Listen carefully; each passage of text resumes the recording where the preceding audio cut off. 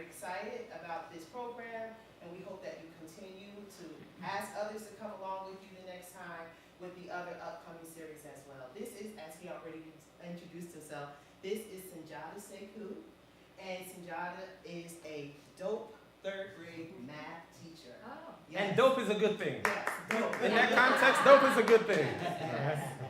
I met Sunjata years ago. We worked together in Essex County, and he's just a phenomenal speaker on topics such as this. He's also an activist where he brings awareness to those different things that keep people marginalized, to bring it to an open scope so that people come to a higher place of understanding, so that they can recognize that in order to live in this world and be in this world, we gotta get along. That's the bottom line. And so he brings it from very dynamics. He has a broad spectrum on how he addresses it.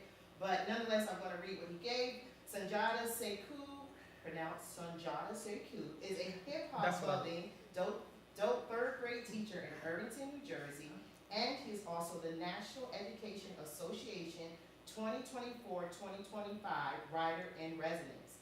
He has written, organized, and presented workshops about racial and social justice in education and in union spaces.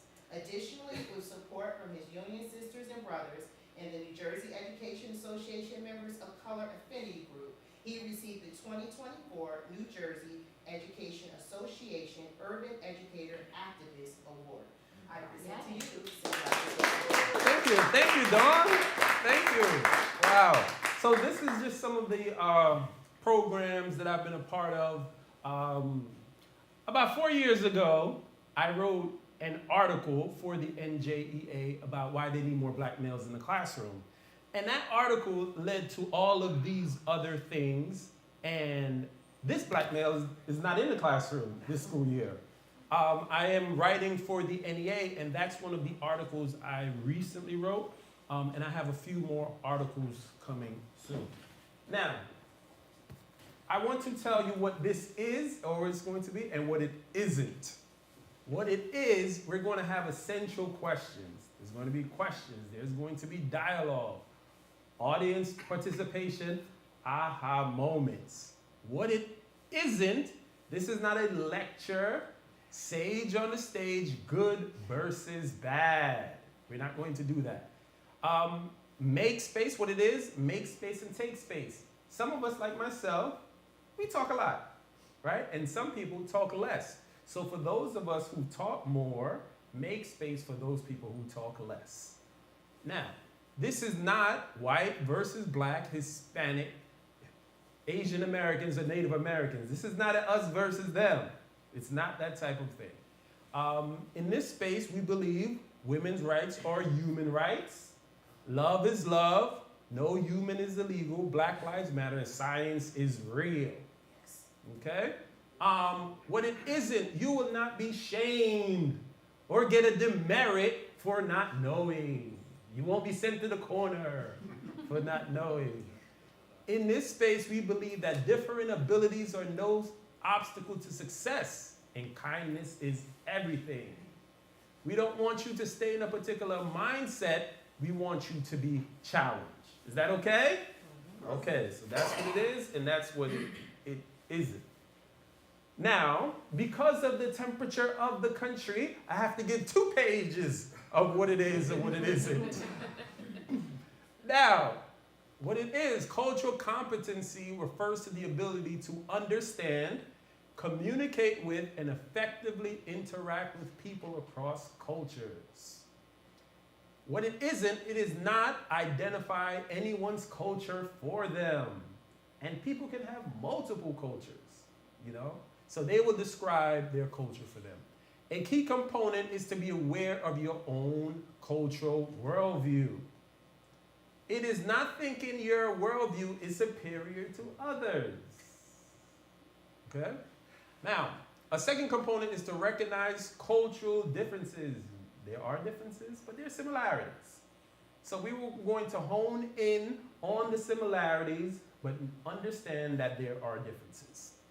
It is not demonizing, ostracizing, or making someone feel less than because they are different or have a different opinion. Now, a third component is cross-cultural communication. It is calling people in. We're not going to call people out. You know, you think this way, you vote this way, you like this person, you don't like this person. It's not none of that. I've been known to call people out, but in this session, we will be calling in. Is that okay with everyone? Okay. Now, do we know Martin Luther King? Right? So the Westfield Martin Luther King Jr. Association, so that we are on the same basis of who Dr. King was, I thought I would start with a video.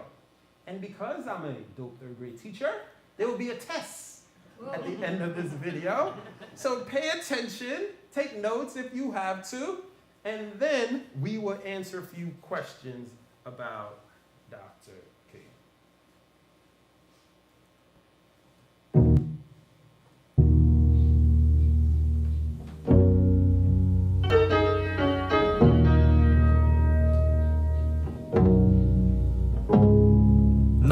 '30s Georgia, the heart of the South. A young boy learns what the world's about. He can't play in parks, those are for whites only. He can't go to many restaurants to see the new movie. That's segregation, it's the law, and that means different schools and areas for whites and blacks. And he has a white friend who on one day says, sorry, but my dad won't let us play. Anger begins to boil under Martin's skin. He feels his dignity crushed by the world that he's living in. But he's not giving in, he's studying, debating, follows his dad's choice of an occupation. Becomes a minister, a leader in the church. And the young Reverend King, he gets to work in Montgomery, Alabama, where Rosa Parks is the spark that ignites the fight for civil rights. She refuses to move to the back of the bus, even though the law says that black people must.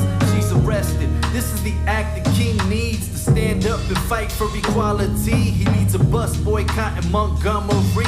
Black folks refuse to ride and it hurts the economy. See, people might ignore your speeches and songs, but they tend to pay attention when their money is gone. The boycott lasts over a year, making news, and King becomes a leader in the civil rights movement. Civil rights are rights that every person should have, but those rights have been denied to blacks, and that's what Dr. King says. So even though we face the difficulties of today and tomorrow, I still have a dream. It is a dream deeply rooted in the American dream, that all men are created equal. King was a leader, so he offered guidance and preached the practice of nonviolence with boycotts, marches, and sit-ins, peacefully protesting to get people to listen. The opposition wasn't peaceful in the least when the local police came with dogs on a leash and they opened up the fire hose on those in the streets. Americans watched the horror play out on TVs. King remembered what Jesus taught, that the remedy for hate is not hate, but love for your enemy. So he kept on, and in 1963, led the march in Washington, D.C. There he gave his most famous speech, where he told the world, I have a dream of a nation where his children wouldn't be judged by the color of their skin, but by the content of their character. This plea resonated in America, and new laws helped break down some barriers then. In 1968, a white man with hatred in his heart and a gun in his hand shot and killed Dr. Martin Luther King. The nation mourned and wondered what the future would bring. The future is now. If King were there with you, would you tell him his dream came true? Cause Dr. King says, I have a dream.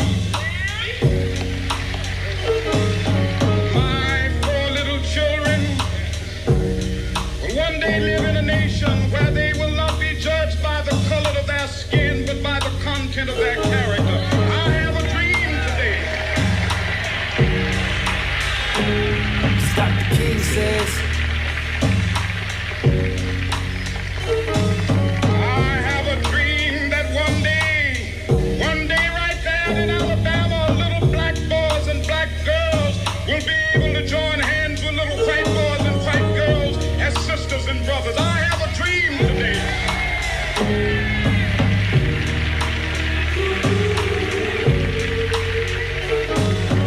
This is our hope. This is the faith that I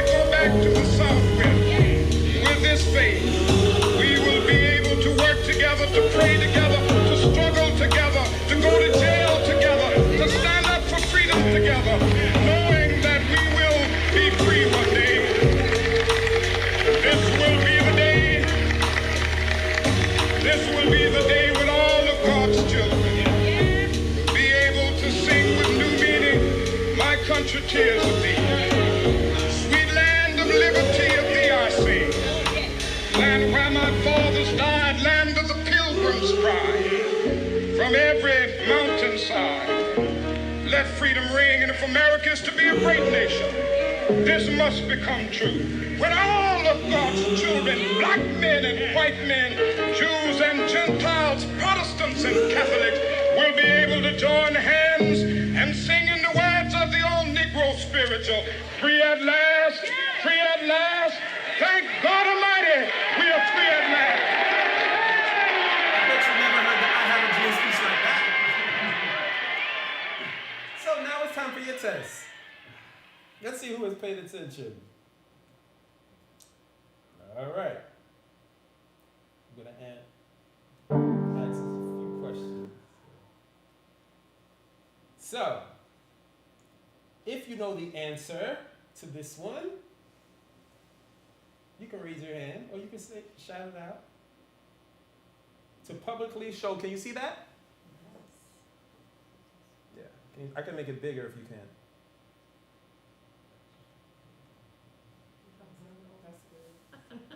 That's better? Yeah. Okay.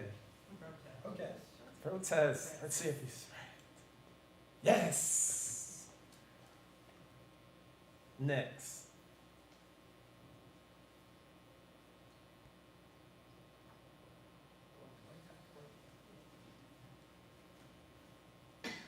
Okay. Boycott is correct.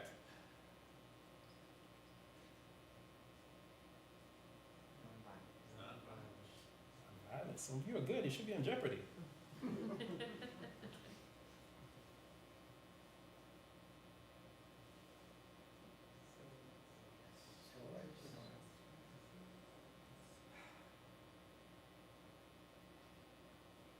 Okay, so we're right is correct. Just a few more.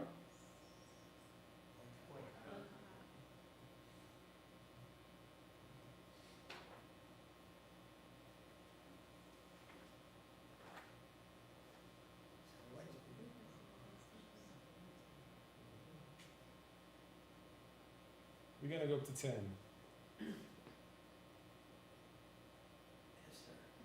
Whoa, you're good. I'm gonna send you to Jeopardy. I'm gonna send you right to Jeopardy.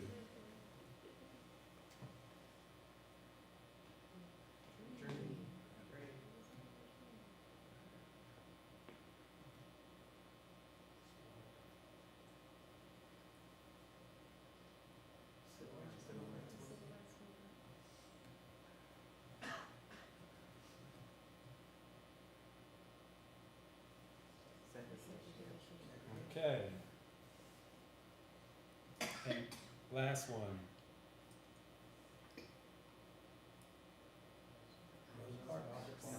Okay. All right. So I played that video for you there because, you know, we just had an election and it was a very contentious election. And I thought we should reach back into the past to have something for the present and the future. Now, I am not going to assume that everyone has the same definition of culture. I am not going to assume everyone has the same definition of racial identity. So what I am going to do, I am going to play these videos and we're going to talk about a couple of things. We're going to talk about what is culture, what is your culture? For instance, I was born in Jamaica, so we can talk like this too. So the Jamaican culture is also my culture, but I spend most of my time here in America. You know, so I can talk with the Jamaican accent, or I can talk like this. So both me being here in America as an American citizen, that's my culture, but Jamaican culture is also my culture. Many of you have multiple cultures. Racial identity. So if you didn't know, I'm a black man. So that's my racial identity. Now, how does culture affect your worldview? The culture that you come from can determine what you eat, what you like, who you love, who you care for, what you do for a living. So when we're talking about culture, we're talking about all of these things. And can we have cross-cultural and cross-racial conversation? I know it can be very difficult to have cross-racial conversations because some people may think, oh, I don't want to say the wrong thing. I don't want to say something that's going to offend. So that's why you're here, to learn how to do those things. So, culture, so you're going to see a video about culture, and then we're going to answer some questions about culture. Then you're going to see a video about racial identity. What is race? Then we're going to come back and talk about the things they told you not to talk about. Politics, race. Go ahead, Marvessa. Can I have just 2 minutes to talk to my neighbor? I'm feeling a little lectured. I thought we could know my neighbor a little bit better. Can we just have 2 minutes? Oh, okay, so you want to have, okay. Can we talk about this with a neighbor maybe for just a couple minutes? Okay, so Marpessa has preempted me. I was going to do that before, but let us go right to the questions. So with your neighbor, you're going to discuss what is your culture. With your neighbor, you're going to discuss what's your racial identity. With your neighbor, how does culture affect your worldview? And with your neighbor, can we have cross-cultural and cross-racial conversation? You can take all of those questions. You can just take one. You can take 3 out of 4, 75%. I'm the math teacher. You can take any of those things. So Some people we could go before and after. We'll see what we think now, then after we see the video. there you go. She's also a teacher, by the way. Now, Yes. okay. All right. So I'm going to give you 4 minutes. Turn and talk to your neighbor. Turn and talk.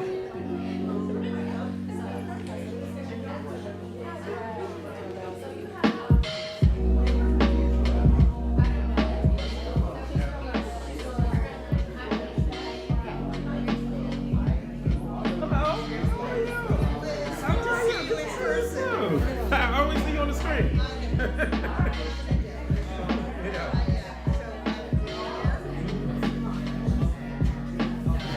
That's right, get comfortable.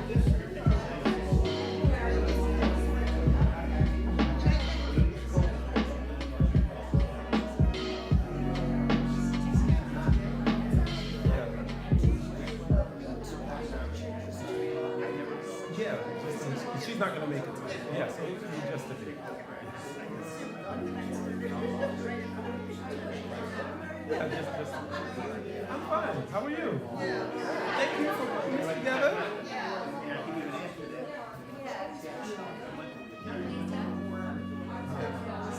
Yeah. Absolutely.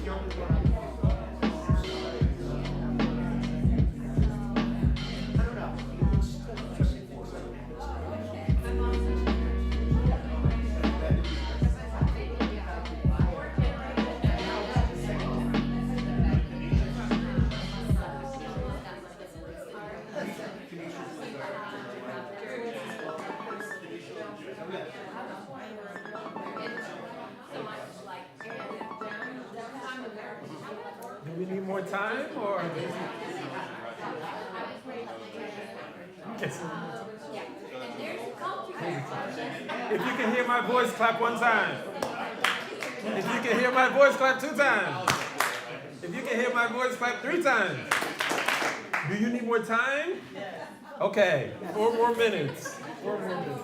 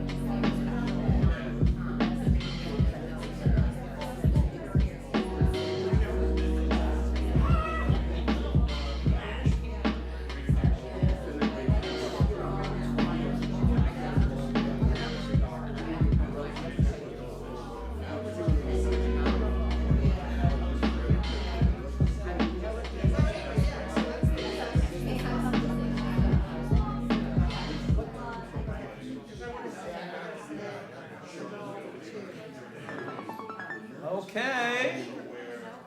Who would like to share what you discuss in your groups? Who would like to share? Anyone would like to share? Oh, okay. Well, I'll start because I didn't think I could do it. So I'll start. Okay. Well, I think we both were talking about how, thinking back on how we were brought up and the culture that we were brought in has such a long-lasting effect. And, certain languages that we use, I didn't even think about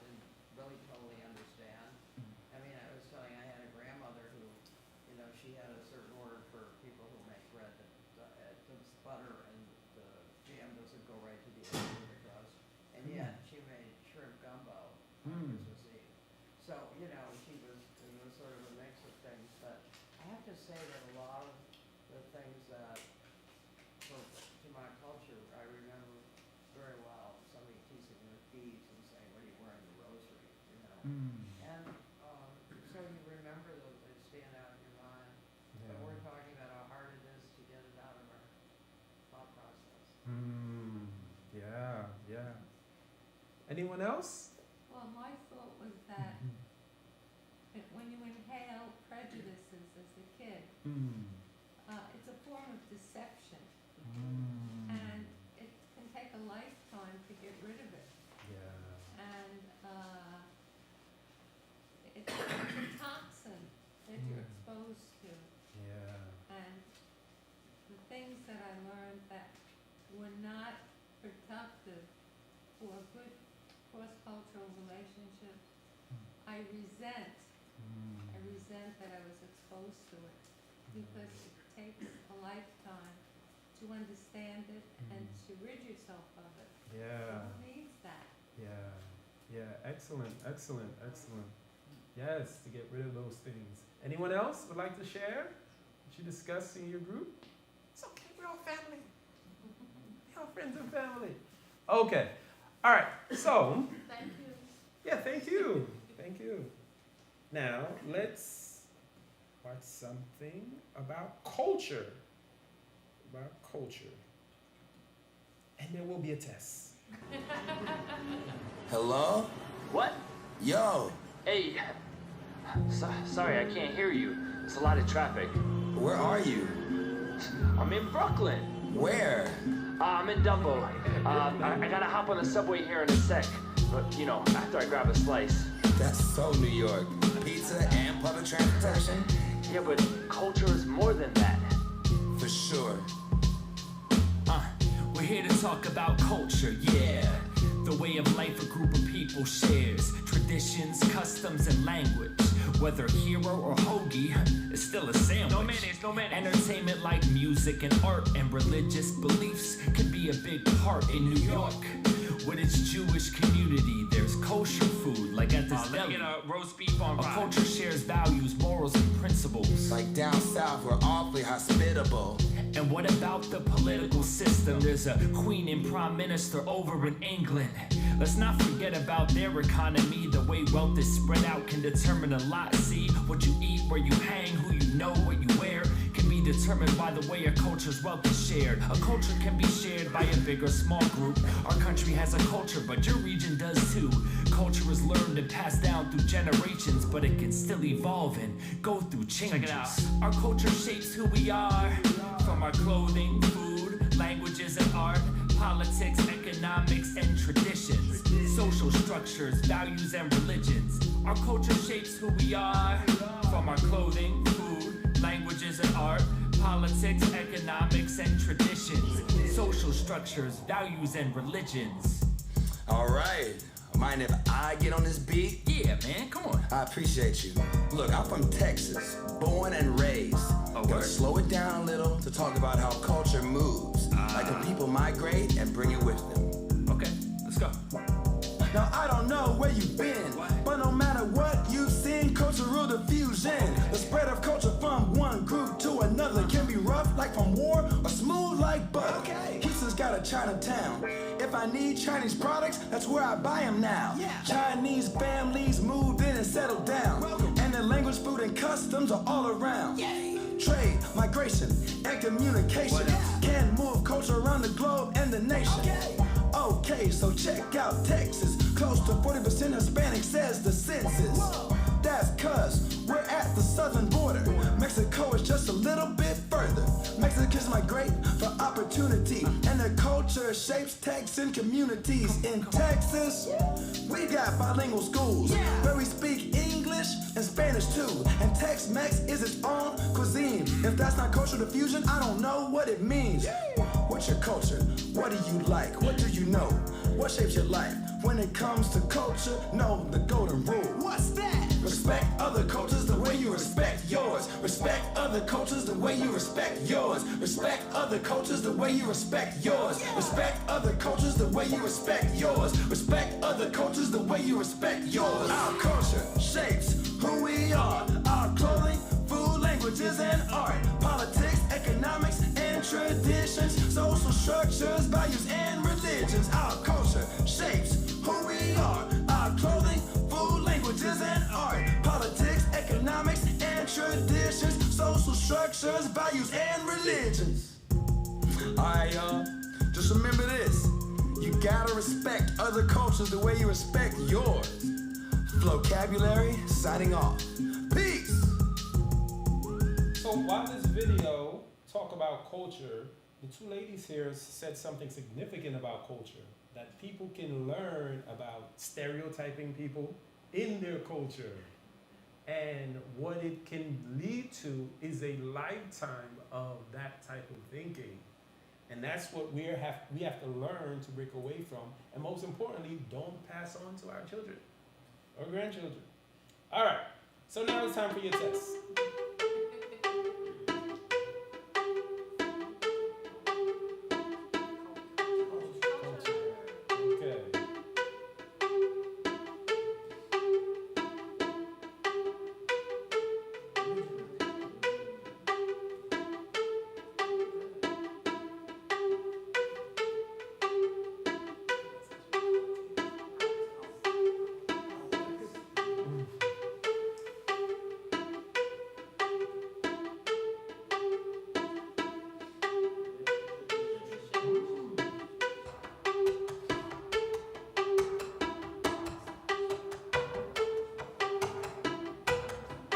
Economics?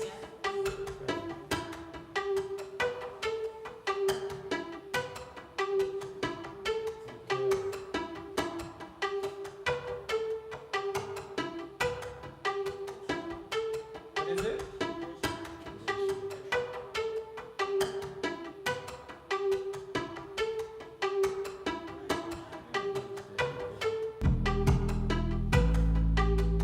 If you want to get up and dance, it's okay.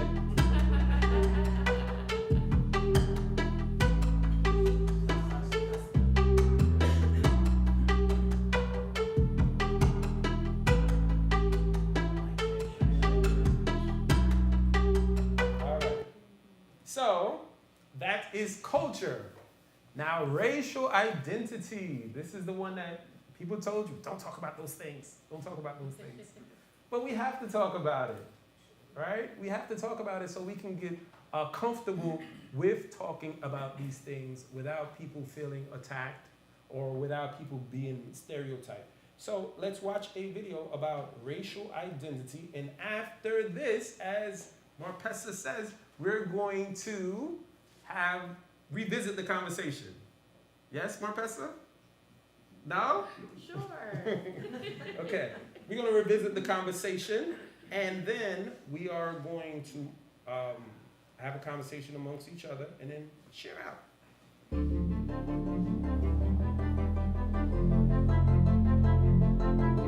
I bet you notice that there's all kinds of different people everywhere.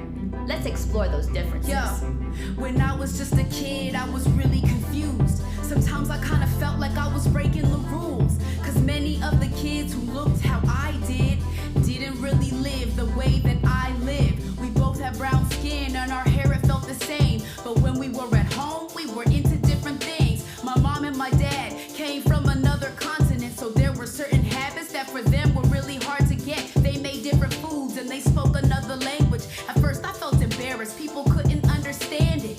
Now that I'm older, I've begun to see that everybody's different, even if they look like me, and coming from another country's not a secret you should keep. Now I'm proud of all the things that make my family so unique. My friends know there are customs that I don't really share with them, but they understand no matter what, I'm still American. Okay, when I was first born, I didn't know about race. I wouldn't judge a person just by looking at their face. But as I grew older, kids started to ask me, hey, what are you? And then I started grasping. They wanted to know what group I belonged to. Black, white, Hispanic, Nitty, what are you? When I was 10 years old, my family moved. I had to fill out a form at my new school.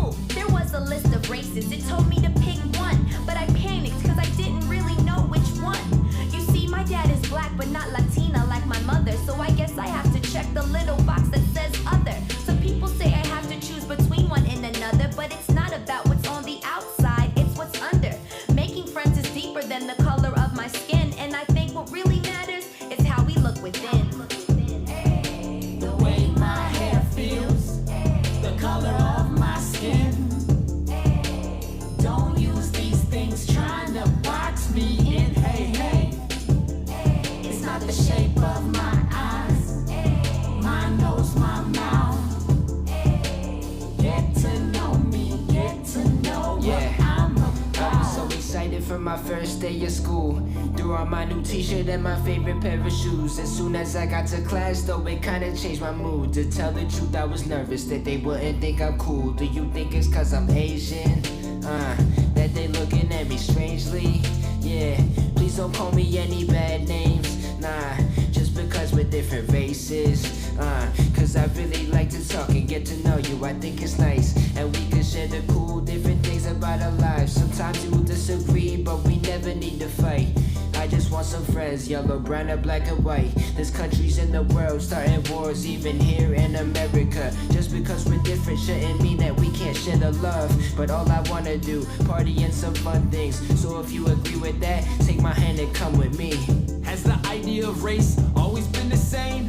Nah, it hasn't. Over time, it's changed. It's been used by one group to keep another group away. Even if later on they might say they're the same race. Like this, my ancestors are English and Irish. That's two types of white people, I guess. But years ago, many English felt hate toward the Irish and viewed them as a different race. The Irish were seen as less than, it wasn't right. And job signs said no Irish need apply. Over time, those walls came down. No one would say Irish and English are different races now. I see race, but I also see past it and became close with all different kinds of kids in my classes. I don't like fitting people into stereotypes. I'd rather dig deep and find out what they're really like. The way my hair feels, the color of my skin. Don't use these things trying to box me in. Hey, hey, it's not the shape of my eyes, my nose, my mouth. Get to know me, get to know what I'm about.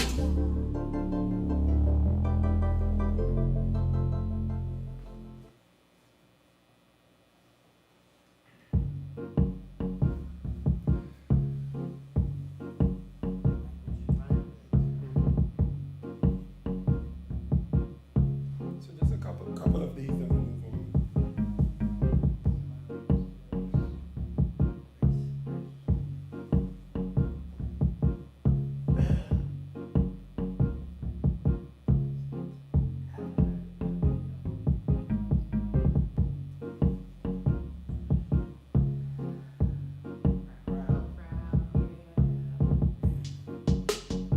One more.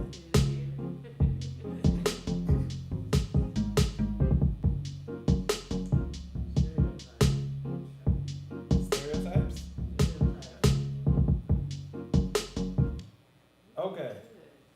So, hopefully through this exercise you'll be able to talk more with your loved one about culture and racial identity. So your homework for this slide is to go home and talk to someone about your culture and racial identity.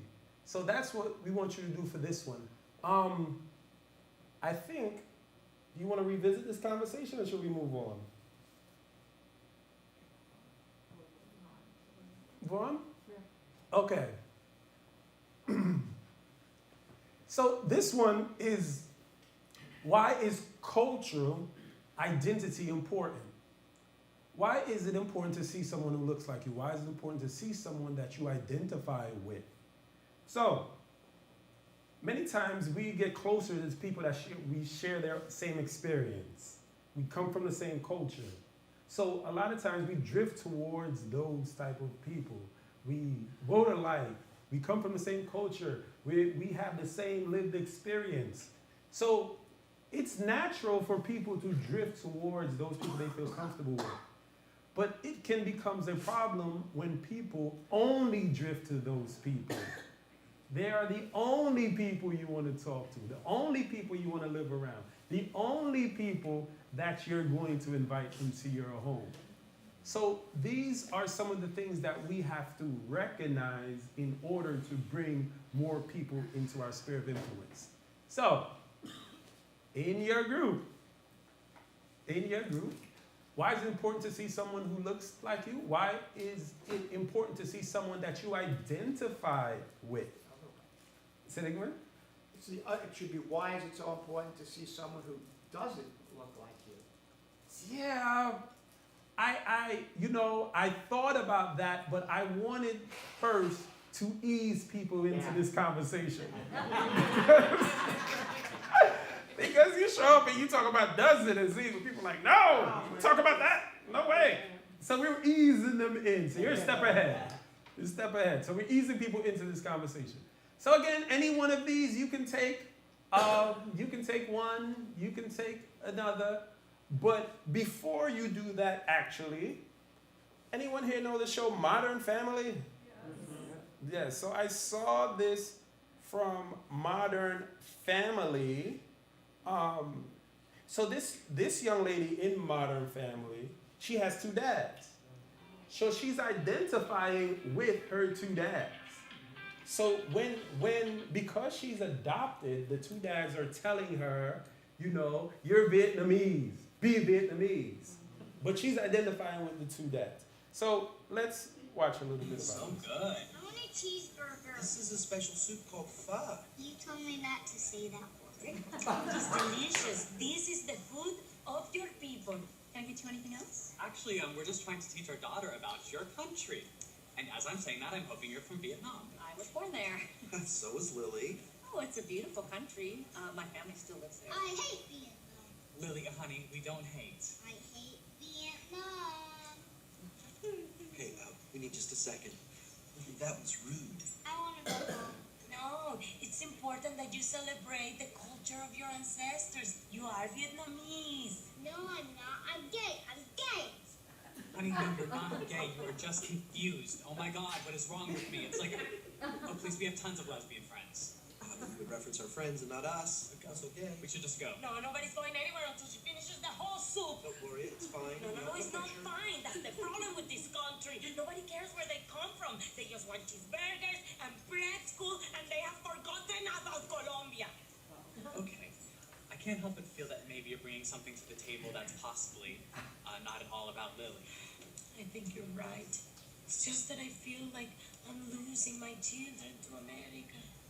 They're just going to grow up and become boring old white people. Most of our friends are. Okay, everybody just calm down and go back to their own conversations. Thank you. Hey, what's going on with you? Manny has forgotten most of his Spanish, and Joe, I'm sure he's not even going to learn it. I know this is silly, but I just don't like feeling like I'm so different from the rest of my family. Oh, honey. It feels so lonely. Wait just a second, Lily. Is that why you want to be gay, to be more like your daddies? Oh, honey, no, the 3 of us are a family, even though we come from different places. You were born in Vietnam, and I grew up in a city, and even though he never talks about it, your daddy grew up on a farm. Point is that we're a family because we love each other. Okay. And you know what? You just caused a scene in the restaurant, and you can't get any more like your daddies than that. Maybe I'll just take Manny and Joe to Colombia this summer. I think that's a great idea. I really think that keeping in touch with your heritage only enriches our culture. Absolutely. I think we would all be better off if people would go back to where they came from. You don't want to say that, by the way. All right, so there was a lot there in that video about culture, how people identify, stereotype, who can say what. So there is some of that. Now, there's another video. Another major finding of the study, the lack of diversity on screens. More than half of parents saying there is a lack of non-white role models for both boys and girls, something this group agrees with. What do you like to watch? Doc McStuffins, because it's just a brown girl like me on a show. Why do you like seeing girls like you on TV? Because it makes me feel like there are people like me that I can look up to. A parent's first job is to educate your kids and to share your own values, show them the behavior, show them the self-image that you want them to have. Now, the group behind the report says they not only want to give parents tools to talk to their kids, but they also want to use it to engage content creators. Something really interesting that came out of this, the top qualities that parents say they want in role models for their kids: kind, intelligent, and confident. And that's whether you're a boy or a girl. That's what's really important to parents. Where do you find these kids? They're amazing. Weren't they the best? Yeah. So sweet. And I love what that little girl Camilla said about wanting to see herself reflected. So, a couple of things. The second video, the reason why I show that, because the views that you talk about stereotypes, they start from when they're young. You know, they see all these images bombarded. Who is worthy, who's not? Who is smart, who's not? Who is beautiful, who's not? So you may not be telling your kids, don't be like that person, don't be like, but they're bombarded with these images. So if you do not have these conversations with them, the screen is educating them about stereotypes.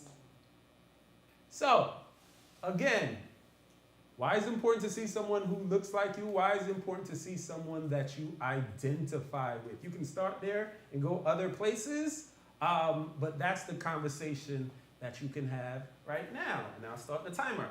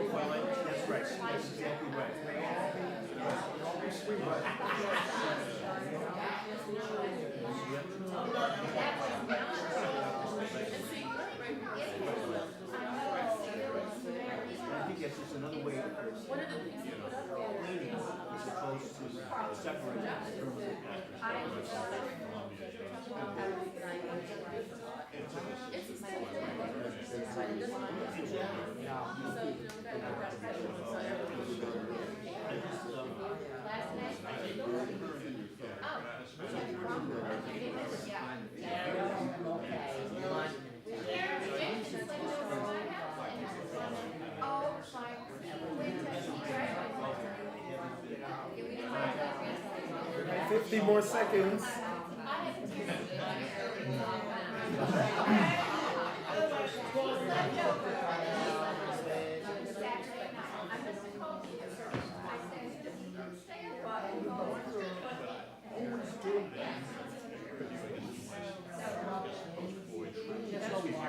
Seconds.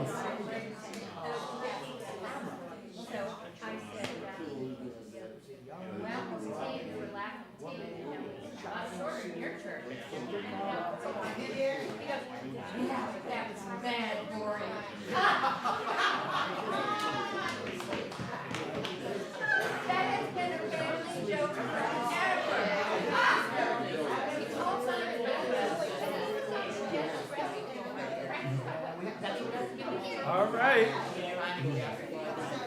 If you can hear my voice, clap one time. If you can hear my voice, clap 2 times. If you can hear my voice, clap 3 times. All right. Who's going to be the brave soul that shares? Don't get quiet now. There was a lot of conversation before. Anyone wants to share? But Marpessa, call him out. Marpessa. Come on, Marpessa. What did both of you discuss? How important cake is, right? Yeah. Who likes cake? Cake. Yes. So tell us right about cake here. A little, you know what? It's the town started the acronym CAKE a number of years ago. Compassion, acceptance, kindness, and empathy. And if everybody would just have a little slice of cake. And it would make everything so much better. You know, acceptance. I mean, and acceptance comes in so many different ways. It really, really does. You know, one of the things I was sharing is that I live on a block on the south side of town. There's only like 15 houses. My wife and I brought our children up there. We've lived on the block for 35 years. Our block right now is the best it's ever been. One of the reasons why it's the best it's ever been is we are a total melting pot. We have people of all color, of all backgrounds. We have little children all playing together as one. And the greatest thing about it is if they learn to play together at this age, they will be playing together hopefully the rest of their lives. And may I interject one thing? Yeah. Ben was kind of down on himself because he's been fighting the good fight for a long time, and he thought things would be different and better all the way around. And even he has his grandchildren who are in the South. He worries about them because their experience is so different. But we were talking about how important it is to value what we do have, and how he's just got to bring them up to his block in the summertime so they can play with the kids on his block. And also push for really teaching that Amistad curriculum so people really know the history. So it can be daunting because if you're, you really want things to be different and you've been fighting for it, you're like, oh, it should be different by now. But you got to value what you do have and keep fighting those inroads. So, yeah. So you gotta give yourself a credit. Well, and give them some actual cake. We all give them everyone. Yeah. Mr. Cake is right there, Mr. Ron Holmes. He always talks about cake, and it's just so important in life. It really is. You know, we talk about it all the time. Yes, sir. We have a little bit different conversation. Yeah, that's fine. And why is it important to see someone that looks like you? And it's always been my position that it's not. Okay? And I think this is one of those behaviors or one of those stereotypes that you run into. You walk in the room and you're looking for someone that looks like you.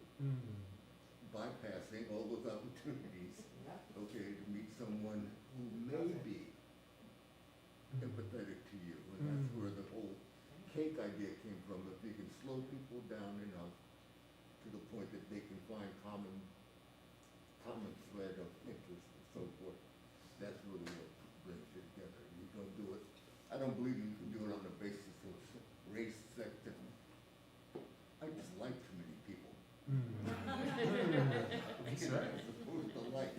That's right. Go ahead. I just had an idea. I was thinking about it when I was talking to my friend here, that when you identify with somebody who is meeting, that you go to a lot of meetings with all the time, I don't think you think about anything like that there may be different color skin or something, but we have on our, I've been on MLK for a very long time, and, we just are really happy when we see each other, and that's in terms of the things that we do and that we're interested in, and I think that also is important, as just Kevin was talking about the kids playing on the block, they're all very good friends too.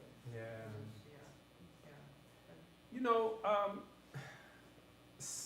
Although we want that, sometimes that's not the case, right? As people get older. I did not know that Westfield had a black community. I did not know traditional black community as well. I did not know that even though, I live in Roselle Park. So even though I've lived in Elizabeth Roselle Park for almost over 20 years now, I did not know that until I was driving here, going by the Trader Joe's, and I saw an AME church. And for me, that was a signifier that there was a black community here. And then, I wonder, what happened? Like what happened? Where did the black community go? Did something drive them out? That's going to be part 2. There's going to be part 2, unless you want to go into it now. But I have. Say it again? We'll discuss that in May, right? Yeah, but go ahead. No, but you said you're from Roselle Park. Correct, that's where I live. Until a family member died, and a few of my family members told me they lived in. I didn't think blacks lived in Roselle Park. And we didn't for a long time. I didn't never see any. Yeah. Now that I think about it, Yeah. I didn't think blacks lived in Roselle Park. That's true. That's true. So- That's true. That's true. You know, so these are some of the things that we have to talk about. So, yes, we want our children to live in a world where they accept people for who they are, right? But we have to continue that. And we have to keep on going. We can't stop. You know, we have to, generation after generation, we have to reinforce those messages. Because again, the screen that they're on 25 hours out of the day, you know, when there's only 24, the screen they're on is going to educate them or miseducate them for you if we don't have these conversations. I have a Yes, question. Anita. Yes. Only because I have a minor child in school, there's a couple other kids. How do you stop it if it's already started in the school with their kids being racist? How do you make your child deal when she's with me, but she knows, like, I know Elise, I know Brad. Yeah. I don't go to a place looking for people like me. I look for people that I know Yeah. when I come to these type of things. Yeah. But how do you make a child understand when people are calling them the words, Yeah. how to deal with it? Because it's going on now in the school Yeah. system. It's already happened a couple months ago. So Yeah. how do you keep making these kids understand? What grade? Fourth? Is this the young lady here you're talking about? Yes. Fourth grade. But how do you make them We- understand that? And we have to arm her with the knowledge. We have to keep teaching. And keep on teaching. And we have to, as much as possible, to let her know that's not okay. We don't want children to imbue those messages or thinking that's okay or that's acceptable for her to be demeaned or lessened. So Well, it's not like, just hers, but kids. other children of color, right? We have to make sure that they are not set aside, ostracized, demonized because they're children of color. And it's a constant struggle. And I'm going to, all of you are here tonight in order for us to build this new thing that's not yet invented, right? We just saw an election where people were demonized and ostracized, right? Right? And and then some of us are saying, I thought we passed this. No. No, don't pass it. But what we have to do now, just give us a moment, is to organize, come together, have these conversations, and so that we can hopefully stop these things and then they don't just keep on perpetuating. Yeah. Well, I think it was a hand over here first. Yeah, then we're going to, yeah. You know, when we come to events like this, we're all preaching to the choir. Yeah. Of course, Yeah. all of us. That's Yeah. why we do it. Yes. So when, is it Doug? Brad. When he said the children were playing together Yeah. in the neighborhood, this picture needs to be taken. Yeah. Put it on the front page of the Westfield Leader with a Yeah. caption. Something about it. It needs to be spread beyond a room where everybody is the choir. Yeah. And who can spread it? We can spread Well, it. it can be Yes. spread on Yes. public media like that. Yes. And I just had this idea, the Westfield Leader do a cultural something about Westfield. Yeah. Lifelong, Yeah. you're the head of the lifelong paper. I mean, granted, it's all us old folks, but, you know, whatever. But to put it, when he said they were all playing, when he said they were all playing together, the town needs to see that. Yeah. And one other thing that's a little bit not related, but I did raise my family here, and then I left for many, many years, and now I'm back because my grandkids are here. And Westfield is different. My kids graduated high school 2002, 2004, right? All the blacks lived on Kekiota, but basically, correct? No, that's, Around that, it. I that's shouldn't what- say all. No, but- I'm but just, that- I'm just saying because that was the misconception of this town. Most of the blacks on that side lived on Windsor Avenue. They all owned Well, all the houses. okay. And not that whole area. That whole Okay, south- I'll give you that whole area. That Because 3-block I radius, know, my right. son hung out I there a know, lot. I see you were telling me. And I did not see people of color. My kids didn't see people of color in the schools. And when we moved back, I was so pleased. I'm not saying that we've all come together, but you do see people of color in Westfield now. You see a mix. My neighborhood is mixed.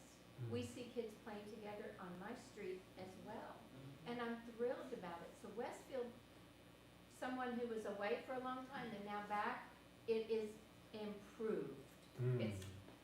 All I can say is improved a little bit. One of the things that MLK has done an absolutely amazing job of, you know, Liz and Donnell and the rest of the team, is the African American history of Westfield. And the thing that hurts my heart the most is that my kids did not grow up knowing all of this history.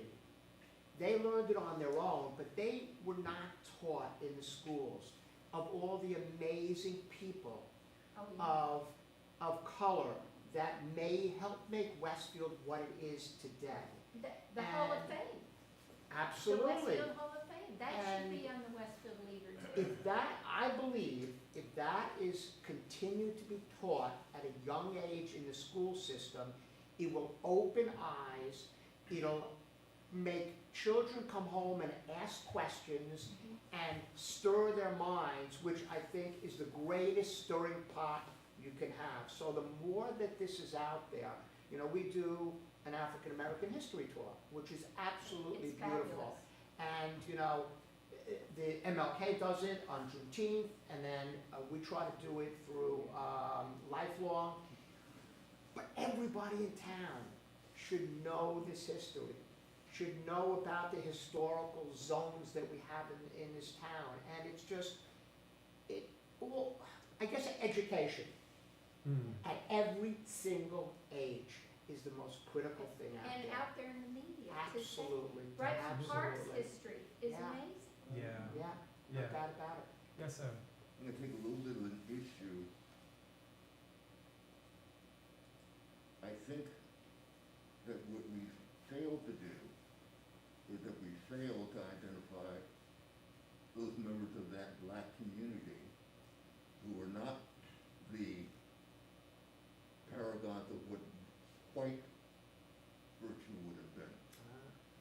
The non-educated, undereducated, but in our community, exceedingly successful people. Take my father as an example, my stepdad. 8th grade education, take a car apart, put it back together again. If it wasn't for electronics, he could do everything. He was also a botanist. We had a ton of people. We have people like that still in this community. And I'm afraid that they are undervalued because they didn't meet that standard. Okay? And so when we do our next African history tour, we are going to touch on Deacon Silas Thompson, you know, who was we're going to touch on the taxi cab owners. You know, we're going to touch on those people who were the backbone of our community. So It's all encompassing. You're right, Ron. It's all encompassing. Yeah, there's a lot of work that needs to be There's a lot done. of work. And something I want to touch on, I'm glad that you said that the community is changing, you like that, but there are some people that don't like that. Right? And I'm going to say they're not in this room. It needs right? a lot of work. So, But it needs a lot of work. I'm Right. not saying every no, I'm not accusing you of I was anything. so happy To see that. a change when we moved back. Yeah. A slight change. Yeah. I was happy. So there are some people who don't like that, and what we have to do as much as possible is to educate people who are like us in this room, so they can drown out those voices. Because again, if you're going to if the adults start demonizing other adults, it trickles down to the schools and the children. Because in your babies, you don't know these things. These are all learned behavior. Yes, sir. You're an educator and there are other educators in the room, and what puzzles the dickens out of me is, you know, we have a African American History Month in the schools, and you see posters up about it, and, you know, I worked in corporate banking and don't know anything about what goes on in the schools other than indirectly through my kids, but like, what goes on? You know, the African American History Month in school, I mean, it's like this state sets aside this label. I mean, I would have thought that every town in the state would have some sort of curriculum around, you know, the history of African Americans in that community. And And let me there's an awful lot here, you know, yeah, Paul Robeson. yes, the- yes. But they don't. You know, And they don't, and let me tell you something, even in the majority black towns, they don't have it. They don't do it. No. Even the majority Hispanic towns, they don't have it. you know, I'm thinking about the historical exhibit about neighborhoods that was in the Rialto. You know, I would have thought that that would be kind of like a traveling exhibition, you know, we do week 1 at high school and week 2 at Roosevelt and week 3 at Edison. That's a good idea. Well, it was. It was. Yeah, we did, Okay. it's in, every fourth grader and every seventh grader in town sees that exhibit now. Okay. Starting this past February. Wow. Yes, sir. And then we will come. In the month of February, the Friends of the Westfield Memorial Library, with the Westfield Memorial Library and the Martin Luther King Association, are sponsoring a Black History Month celebration. And Dawn and Alice are on the committee. It's going to be, we're concentrating on this artist, historian named Robert Shetterly, and he has a number of portraits that we have selected. We've selected 14 portraits, and the organization is called Americans Who Tell the Truth, where he goes and identifies very significant people who have overcome challenges. And we're using those as a jumping off point for 4 different speakers. So every Tuesday in February from 7 to 8, and we invite you all to come. And again, we're finishing up the overall program. Now we have a third speaker now, and we're pretty close to having a 4th speaker. So again, it's going to be very much like this. There'll be speakers or discussion leaders. The whole purpose is to concentrate on both the portraits and the narratives that go along with the portraits, but most especially the topics that we're going to have. And the last topic that we're going to have on the 20th, it's going to be Monday and not Tuesday, the last Monday of February is going to be social activists. And I want to congratulate and thank Dawn again for helping us re-articulate what each of the weekly sessions we're going to be to make it much more sense. So be on the lookout for this. So similar to what you suggested, we're going to embrace that for the month of February. Yes, go ahead. These initiatives of the library and the Martin Luther King Association are local initiatives, and they are so critically important, because if you look at the national scene, sociology is being undermined as a discipline in Florida. The University of California had a preeminent anthropology library. There's a lot of issues in Florida. Yes. And that library Which was one of them. that's my alma mater. I got a degree there in anthropology, Mm. and they had a superlative department. I was stunned to find the library had closed, and the books were dissipated to different libraries. So you can see what's happening in terms of learning cultural competence. When sociology and anthropology are undermined, it's got to take place locally. Yeah. And what MLK did with its African American History exhibit, and to your point, in May, we're planning an exhibit on what happened to African American neighborhoods in Westfield. And I think the reason it's siphoned into the school system, and Liz Wolf is actually responsible for that, for getting the program into the school system, is it didn't meet the hostility that school boards usually approach these things, because I think there was relationship building. We had the exhibit, this is about Westfield, was not seen as confrontational or woke, this was about our own history. So that reinforces to me the importance of local initiatives, working with people we know about our own history, dealing with it in a loving way, and in a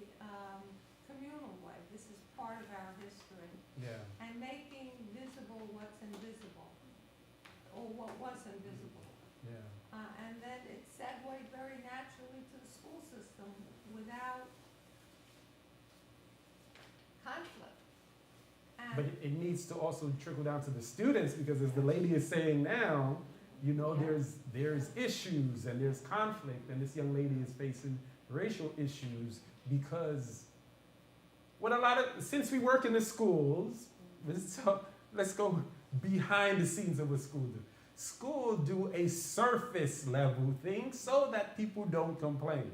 But the deep dive of constantly working on some of cultural competency is a year-long thing. It's not 1 month.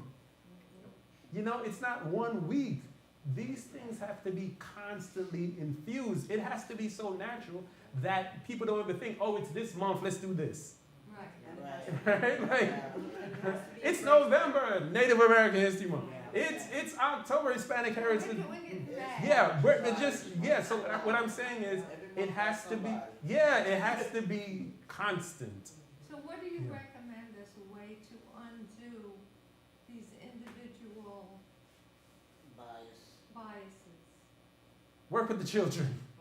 Because some of these people, they have their biases and they're not going to change. So going into the schools is a good thing. Working with the children is a good thing, because the children are malleable, that they can change. But some of these adults, they're set in their ways and they're not changing.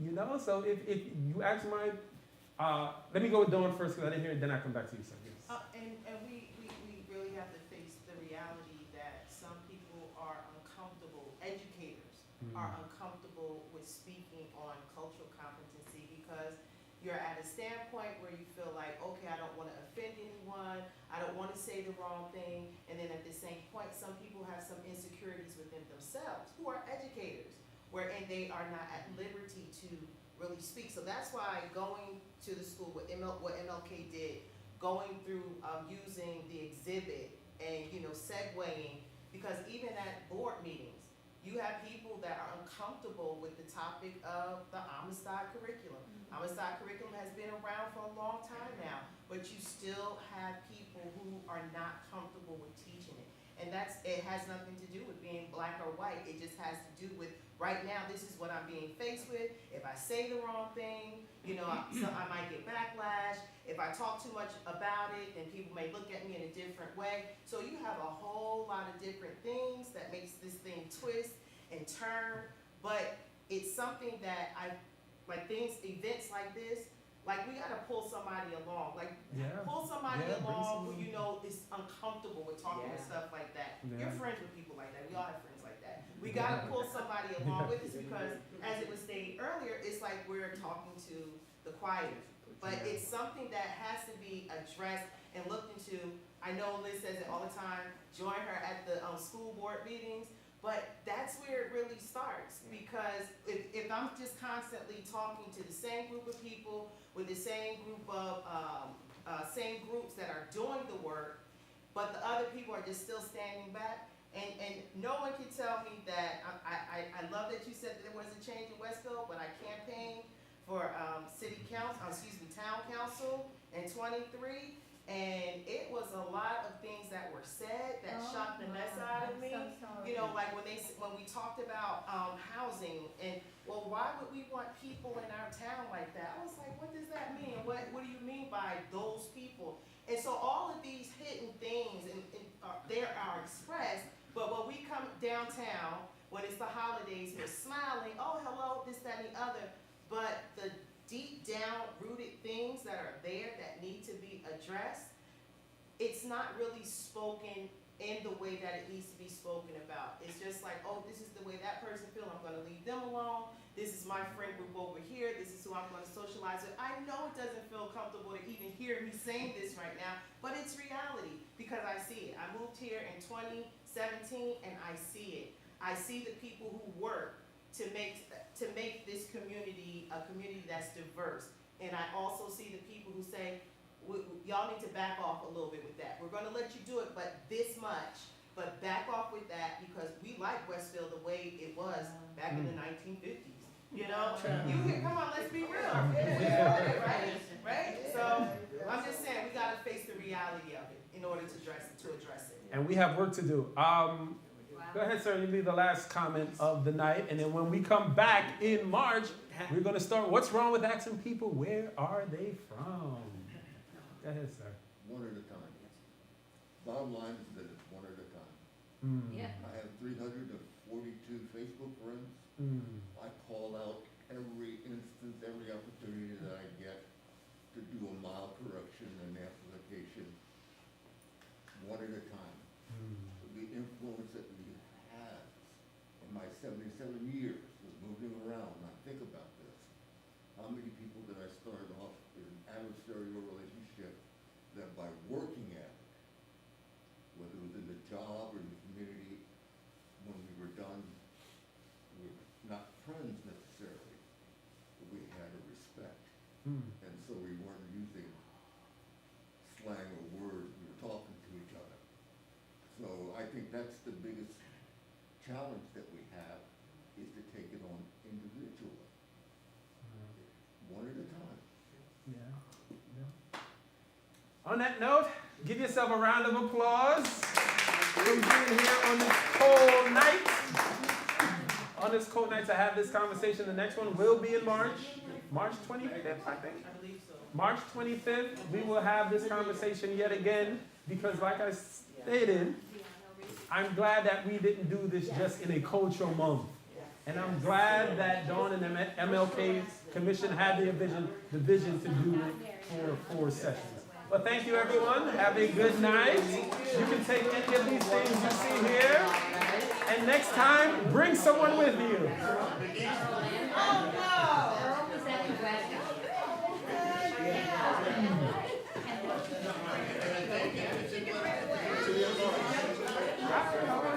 Nice to meet you. No, it's not true.